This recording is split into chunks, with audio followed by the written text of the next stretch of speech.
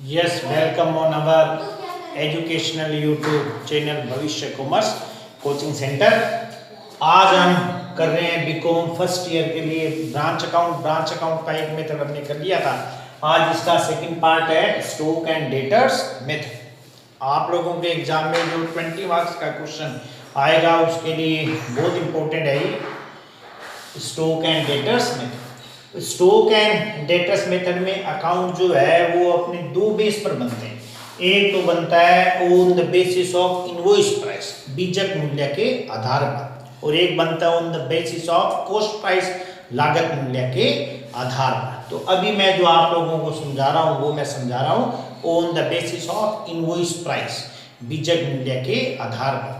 अगर हमें बीजक मूल्य के आधार पर इट मींस इनवॉइस प्राइस के बेस पर अगर अकाउंट्स बनाने हो तो हमें टोटल इसमें कितने अकाउंट्स बनाने हैं? 6 अकाउंट। बट अपने बहुत सारी कंडीशन ऐसी होती हैं जिनमें 7 अकाउंट्स भी आ सकते हैं, उसके ऊपर डिस्कस अपने बाद में करेंगे। पहले अपने देख लेते हैं कि हमें 6 अकाउंट कैसे बनाने।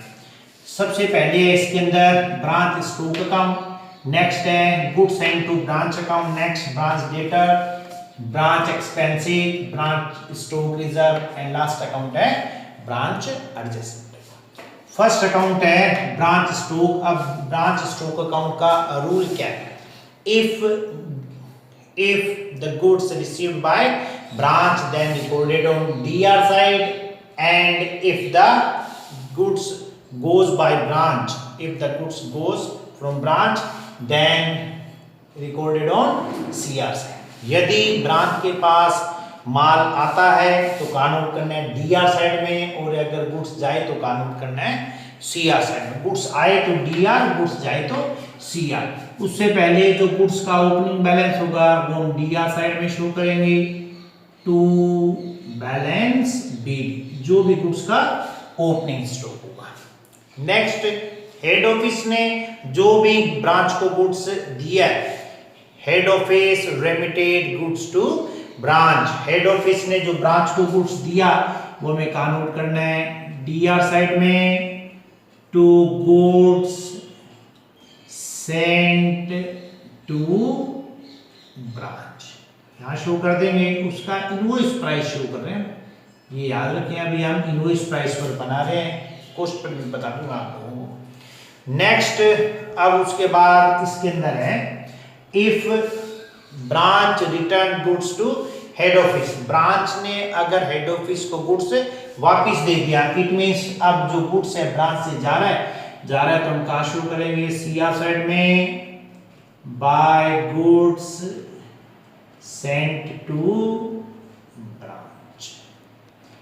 इसके आगे ब्रैकेट में हम नोट कर देंगे रिटर्न। नेक्स्ट है उसके बाद है if good sold by branch. Branch ने अगर गुड सेल किया है, अब आपको मालूम है कि सेल जो है वो दो टाइप से होता है। एक होता है कैश सेल। कैश सेल है तो सीआर साइड में नोट कर देंगे बाय ब्रांच कैश, या फिर अपने कैश अकाउंट में नोट हो सकता है। उसके साथ अगर ब्रांच ने उधार it means on credit sale किया तब भी हमें शो तो इसको कहां पर करना है? सीआर साइड में। क्योंकि ब्रांच से गुड्स जा रहा है और मैंने रूल बताया ब्रांच से गुड्स जाए तो सीआर साइड में बाय ब्रांच डेटर्स अकाउंट। ठीक है। अब उसके बाद नेक्स्ट है if debtor return goods to branch. यदि डेटर्स ने ब्रांच को गुड्स वापस दिया तो अब इसमें जो है ब्रांच के पास गुड्स आ रहा है तो हमें कहां शो करना है इसको? सीआर साइड में, सॉरी डीआर साइड में टू ब्रांच डेटर्स अकाउंट। ये हो गया सेल्स रिटर्न। इट में सेल्स रिटर्न को हमें कहां शो करना है? DR side. उसके बाद हमें ब्रांच स्टॉक का जो एंड का बैलेंस होगा वो कहां शो कर देना है? सीआर साइड में बाय बैलेंस सेली, ओपनिंग बैलेंस एंडिंग बैलेंस हमें क्वेश्चन में दिया हो। अब उसके बाद हमें क्या करना है? इस अकाउंट का कर देंगे टोटल करने के बाद जहां पर भी इसका बैलेंस आएगा, सपोज दैट डीआर साइड का टोटल एक्सेस हुआ है, ज्यादा हुआ है डीआर का, तो जो हमारा बैलेंस बचेगा सीआर साइड में क्या शो कर देंगे, बाय ब्रांच एडजस्टमेंट अकाउंट। ये याद रखना है, ब्रांच स्टॉक अकाउंट का बैलेंस हमें ब्रांच एडजस्टमेंट अकाउंट में ट्रांसफर करना है। ओके, नेक्स्ट जो अकाउंट है हमारा वो अपने करेंगे goods and to branch. Next है goods and to. Goods and to branch बहुत सिंपल अकाउंट है, ब्रांच स्टॉक अकाउंट से बनाएंगे हम इसमें। जो यहाँ पर डीआर साइड में आया to goods and to branch, वो इसमें कहाँ चला जाएगा, सीआर साइड में क्या नोट करेंगे, बाय ब्रांच स्टॉक अकाउंट। जो अमाउंट यहाँ पर आया सेम अमाउंट यहाँ पर आ जाएगा। अब इसमें सीआर साइड में था by goods and to branch, ये अब हम कहाँ शो करेंगे, डीआर साइड में to branch stock account DR side. अब आप लोगों को मालूम है कि ये जो हमने अकाउंट बना रहे हैं सारी अपने कौन से प्राइस पर बना रहे हैं, इनवॉइस प्राइस पर। अब इनवॉइस प्राइस का मीनिंग सबको मालूम है, इनवॉइस प्राइस का मीनिंग क्या होता है, cost price plus profit. It means cost price के अंदर अगर अपने प्रॉफिट ऐड कर देते हैं तो इन दोनों का जो टोटल होता है उसी को हम क्या बोलते हैं, इनवॉइस प्राइस। इट मींस ये जो हमारे पास स्टॉक आया, इस स्टॉक में क्या इंक्लूड है, प्रॉफिट। तो अब हमें क्या करना है, इस वैल्यू में से सीआर साइड में, सॉरी जो सीआर साइड की वैल्यू उसमें से डीआर साइड की वैल्यू लेस करनी है। इस वैल्यू में से ये वाली वैल्यू लेस करने के बाद जो भी हमारे पास बैलेंस अमाउंट होगा, उस बैलेंस अमाउंट पर हमें अब इसमें प्रॉफिट कैलकुलेट करना है। और जो भी इसके अंदर आएगा प्रॉफिट वो हम डीआर साइड में शो करेंगे टू ब्रांच एडजस्टमेंट। फिर से समझ लो, सीआर साइड की वैल्यू में से डीआर साइड की वैल्यू लेस करेंगे, जो बैलेंस बचेगा उस बैलेंस के ऊपर अब हमें प्रॉफिट कैलकुलेट करना है, और जो भी आएगा प्रॉफिट वो यहाँ शो कर देंगे टू ब्रांच एडजस्टमेंट। नेक्स्ट उसके बाद आपको ध्यान में रखना है, इस अकाउंट में इंफॉर्मेशन इतनी आती है, इसका टोटल करेंगे, इसका टोटल सीआर साइड का ज्यादा आएगा, 101% सीआर साइड का ज्यादा होगा, और जो बैलेंस बचेगा वो बैलेंस अपने ट्रेडिंग अकाउंट के अंदर ट्रांसफर कर देंगे। याद रखना है, goods and to branch account का बैलेंस कौन से अकाउंट में ट्रांसफर होता है, ट्रेडिंग अकाउंट। ये बन गया नेक्स्ट सेकंड नंबर अकाउंट हमारा goods and to branch. Okay, अब देखो आप लोगों ने ये यहाँ पर मैंने नोट किया टू ब्रांच एडजस्टमेंट, और ये मैंने कहा जितना इसके अंदर अपने प्रॉफिट इंक्लूड। अब ये जो हमारा था प्रॉफिट, इसको कैलकुलेट करने के दो फॉर्मूले हैं। इसके लिए आप लोगों को ये चेक करना पड़ेगा कि आप लोगों को जो rate of net profit given है वो कौन से प्राइस पर है।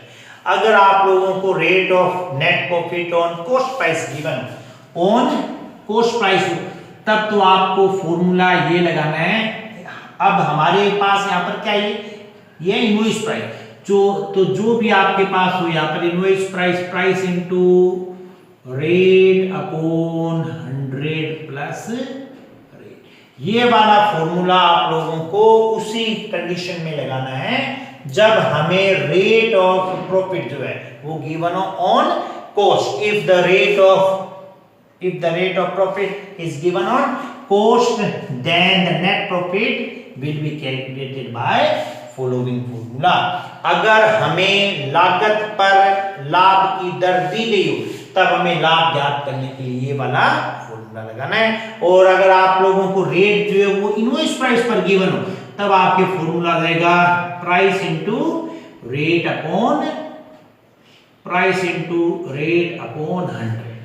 ठीक है, ये जब अपने करेंगे न्यूमेरिकल क्वेश्चन तो मैं आप लोगों को और थोड़ा बढ़िया तरीके से डिस्क्राइब कर दूंगा इसको। नेक्स्ट अकाउंट हमारा है branch debtors account. Branch debtor account बहुत सिंपल सा है, पहले भी हमने डेटर अकाउंट बनाया है, सेम वैसे ही डेटर का ओपनिंग बैलेंस कहाँ शो करते हैं, डीआर साइड में टू बैलेंस बीडी। अब उसके बाद डेटर्स की अमाउंट अगर इंक्रीज हो तो कहाँ शो कर देते हैं, डीआर साइड में। अब जो डेटर्स का अमाउंट इंक्रीज कैसे होता है, डेटर्स को जब हमने उधार पर सेल किया, इट मीन जब हमने क्रेडिट सेल किया। लेकिन याद रखना है जो हमने उधार सेल किया ना वो हमने ब्रांच स्टॉक अकाउंट में यहाँ भी शो किया है, तो यही वाली सेम जो वैल्यू है वो यहाँ पर आ जाएगी। यहाँ पर हमने ब्रांच स्टॉक में सीआर साइड में शो किया था बाय ब्रांच डेटर, तो यहाँ जब शो करेंगे तो क्या आ जाएगा, टू ब्रांच स्टॉक अकाउंट। अब इन डेटर्स ने अगर कोई गुड्स रिटर्न किया, इट मींस अगर सेल्स रिटर्न है तो उसको हमने देखो यहाँ पर ब्रांच स्टॉक अकाउंट में डीआर साइड में भी शो किया हुआ है, उसको अपने क्या करेंगे यहाँ सीआर साइड में शो कर देंगे by branch stock account. Okay, अब उसके बाद हमें ध्यान में रखना है डेटर्स का अमाउंट अगर डिक्रीज हो रहा है, ठीक है, बैड डेट्स और हमने डिस्काउंट अलाउड टू डेटर्स, ऐसा अगर कुछ भी गिवन हो तो उनको हमें सीआर साइड में शो करना है बाय ब्रांच एक्सपेंसेस अकाउंट। ये थोड़ा सा आप लोगों को ध्यान में रखना है, डेटर्स का अमाउंट अगर डिक्रीज होता है तो उसे हमें शो करना है कहां पर, सीआर साइड में बाय ब्रांच एक्सपेंसेस। इसके अंदर क्या क्या आ जाएगा, discount allowed to debtors, bad debts, ये सारे इसके अंदर आ जाएंगे। फिर उसके बाद if cash receive from debtors, अगर हमें डेटर से कैश रिसीव हुआ है तो सीआर साइड में शो कर देंगे बाय ब्रांच कैश, नोट कर दो या फिर नोट कर दो कैश, इन दोनों का टोटल आउटर कॉलम में भी शो कर देंगे। फिर उसके बाद अगर हमें डेटर से चेक रिसीव हुआ है तो सीआर साइड में नोट कर देंगे बाय ब्रांच बैंक। फिर उसके बाद लास्ट में हम क्या करेंगे, डेटर्स का एंड का बैलेंस शो कर देंगे। डेटर्स का ओपनिंग एंड का दोनों बैलेंस क्वेश्चन में दिया हुआ, याद रखना ये बात। अगर फाइंड आउट करना हो तो वो बात अलग है, फिर जो भी बैलेंस बचेगा वही वाला बैलेंस हो जाएगा और लास्ट में दोनों का टोटल क्या हो जाएगा, नेक्स्ट अब है branch expenses account. Branch expenses और बहुत सिंपल सा है, एक तो हमारे ब्रांच एक्सपेंसेस देखो यहाँ पर आया था जब हमने ब्रांच डेटर अकाउंट, तो जब इसको अपने ब्रांच डेटर अकाउंट के अंदर ट्रांसफर करेंगे तो अभी आपको मालूम है सीआर साइड में जब ये ब्रांच एक्सपेंसेस अकाउंट में ट्रांसफर होगा तो कहां से आ जाएगा, डीआर साइड में टू ब्रांच डेटर्स। अब इसके साथ में आप लोगों को ध्यान में रखना है और कोई भी ब्रांच से रिलेटेड अगर एक्सपेंसेस हो तो उन एक्सपेंसेस को हम यहाँ डीआर साइड में टू ब्रांच कैश या फिर कैश अकाउंट के नेम से शो करते हैं। ओके, अब हम इसका टोटल करेंगे। ब्रांच एक्सपेंसेस अकाउंट का टोटल करने के बाद जो इसका बैलेंस बचेगा ध्यान में रखना है वो जाएगा by branch adjustment. Branch expenses account का बैलेंस कौन से अकाउंट में ट्रांसफर करेंगे, ब्रांच एडजस्टमेंट अकाउंट। नेक्स्ट अब है ब्रांच स्टॉक रिजर्व अकाउंट। अब हमें ब्रांच स्टॉक रिजर्व अकाउंट में यहां पर हमारे पास था ब्रांच स्टॉक अकाउंट में स्टॉक का ओपनिंग बैलेंस। अब आप लोगों को ध्यान में रखना है इस ओपनिंग बैलेंस, ये हमने जो अकाउंट बनाया ये हमने कौन से प्राइस पर बनाया, इनवॉइस प्राइस पर। इट मींस इस स्टॉक में इंक्लूड क्या है, इसके अंदर अपने प्रॉफिट भी इंक्लूड है। तो इट मींस यहां जो ओपनिंग स्टॉक लिखा इस ओपनिंग स्टॉक के अंदर प्रॉफिट इंक्लूड है। तो अब हमें क्या करना है, इस ओपनिंग स्टॉक में जितना भी प्रॉफिट इंक्लूड हो वो हमें फाइंड आउट करना है और उसको फाइंड आउट करके हमें यहां पर ब्रांच स्टॉक अकाउंट में कहां नोट कर देना है, डीआर साइड में टू ब्रांच एडजस्टमेंट अकाउंट। कौन से नेम से शो करेंगे, टू ब्रांच एडजस्टमेंट। जो ओपनिंग स्टॉक है ये ओपनिंग स्टॉक था इनवॉइस प्राइस पर यानी बीजक मूल्य पर, इसके अंदर जुड़ा हुआ क्या है, लाभ जुड़ा हुआ है, इट मींस इसमें प्रॉफिट इंक्लूड है। तो इस ओपनिंग स्टॉक में जितना भी प्रॉफिट इंक्लूड है वही सेम हमें यहां शो करना है, टू ब्रांच एडजस्टमेंट। यहां पर उसका आ जाएगा हम, अब यहां जो है ना वैल्यू वो सेम यहां शो करेंगे सीआर साइड में by balance BD. It means opening stock में जो नेट प्रॉफिट इंक्लूड होता है वही हमारा ब्रांच स्टॉक रिजर्व का क्या होता है, ओपनिंग बैलेंस। अब सेम हमें ऐसा यहाँ पर करना है। यहाँ पर हमारे पास था एंड का स्टॉक, ये भी कौन सा प्राइस पर है, इनवॉइस प्राइस पर। इसके अंदर भी इंक्लूड है प्रॉफिट, इसमें जितना इंक्लूड हो प्रॉफिट वो शो करेंगे सीआर साइड में by branch adjustment account. Okay, और अब आपको मालूम है कि यहाँ जो आया सीआर साइड में बाय ब्रांच एडजस्टमेंट, वो यहाँ पर आ जाएगा डीआर साइड में टू बैलेंस सी, और ये दोनों साइड से टोटल क्या हो जाएगा। अब उसके बाद लास्ट अकाउंट हमारा रह गया branch adjustment. Branch adjustment account में एडिशनल कोई इंफॉर्मेशन नहीं है। इन सभी अकाउंट्स में जहां पर ब्रांच एडजस्टमेंट आया वो हमें शो करना है। सबसे पहले था ब्रांच स्टॉक, इसमें सीआर में अगर आया हो तो डीआर साइड में शो कर दो to branch stock account. Next था हमारा गुड्स एंड टू ब्रांच, इसमें ब्रांच एडजस्टमेंट डीआर में आया हुआ है, इसको सीआर साइड में शो कर दो by goods and to branch account. Next हमारा अकाउंट कौन सा था, ब्रांच डेटा, इसमें कहीं पर भी ब्रांच एडजस्टमेंट नहीं आया। नेक्स्ट अकाउंट था ब्रांच एक्सपेंसेस में सीआर साइड में आया, तो अब ये कहां पर आ जाएगा डीआर साइड में टू ब्रांच एक्सपेंसेस अकाउंट। और नेक्स्ट उसके बाद है ब्रांच स्टॉक रिजर्व, इसमें डीआर साइड में भी आया है ब्रांच एडजस्टमेंट, ये कहां शो करेंगे सीआर साइड में by branch stock reserve account. और ये जो सीआर साइड में आया ये शो कर देंगे डीआर साइड में टू ब्रांच स्टॉक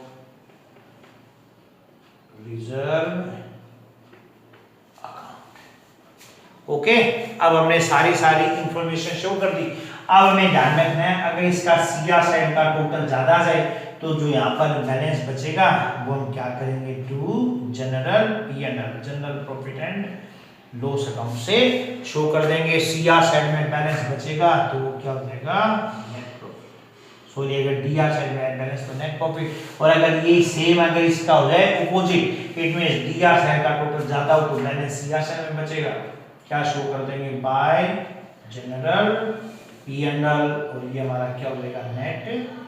दोनों में से एक होगा, या तो बैलेंस डीआर में आएगा या फिर बैलेंस सीआर साइड में। ओके, ये सारा जो है आज जो भी मैंने आप लोगों को बताया ये सारा आप लोगों को लर्न करना है, क्योंकि आपके एग्जाम के लिए बहुत इंपॉर्टेंट टॉपिक है ये अगर इसमें से क्वेश्चन आएगा तो 101% 20 मार्क्स का। कल जो है वो हम इसका न्यूमेरिकल पार्ट करेंगे, उससे पहले ये सारा कुछ आपको लर्न करना है कि कितने अकाउंट बनते हैं। अगर आप लोग इसी सीक्वेंस में करें तो इसी सीक्वेंस में कर लें, ठीक है ना, नहीं तो आप लोग देखो सीक्वेंस चेंज नहीं करें तो बढ़िया बात है, ताकि हम जब अनसॉल्व क्वेश्चन करेंगे तभी आपको इसी सीक्वेंस में समझ में आ जाए। तो अपने फिर मिलेंगे कल जो है इसका न्यूमेरिकल पोर्शन करेंगे। तब तक आप इसको एक बार बढ़िया तरीके से लर्न कर लें, और कोई नहीं समझ में आया तो मेरे से पूछ लें। ओके, थैंक यू, जय हिंद, जय भारत।